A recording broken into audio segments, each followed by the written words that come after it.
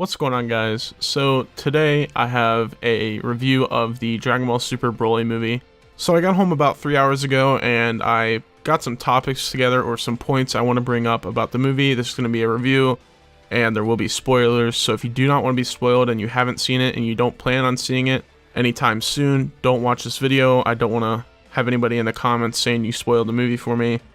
This is a spoiler video. It's not spoiler free, so click away now.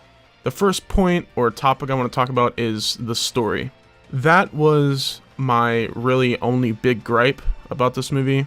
You know, the story, it was lackluster at best, it was okay at best, but I feel like that wasn't the main thing they were going for here. You know, they were going for a badass movie with a lot of fight scenes, and that's what they gave you. And the story, it was okay, like I said.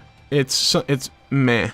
Like, you don't go to this movie for a story, you go to this movie to get just absolutely badass fight scenes. And that's really my only gripe about this movie. The pacing was weird, the reason for Frieza being around Earth was weird, just the whole scenario was very weird. I feel like this movie only wanted to focus on the fights.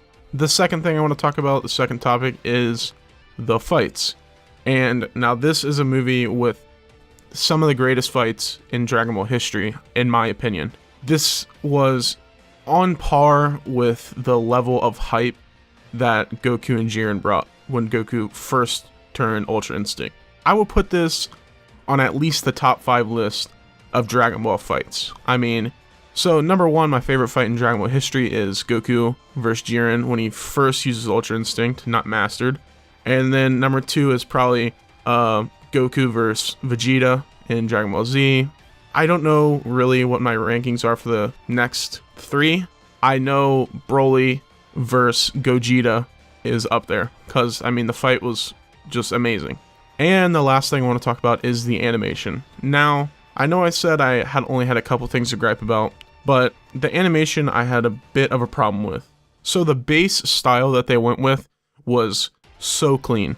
All the 2D art was just absolutely amazing. You could not ask for better animation in a movie that is 2D. I mean, it was just a home run, 10 out of 10 animation for this movie. It was movie quality all the way. You could tell they were not bringing in any amateurs. They had the best of the best working on the 2D animation.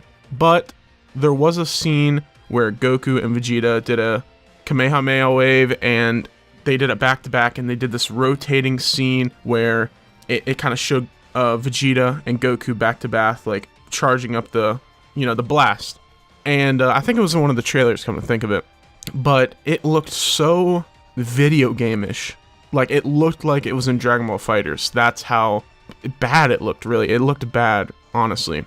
And it kind of brought you out of the immersion. Like, I wasn't immersed as much because I stopped to think about it for a second. I mean, it was just badass fights.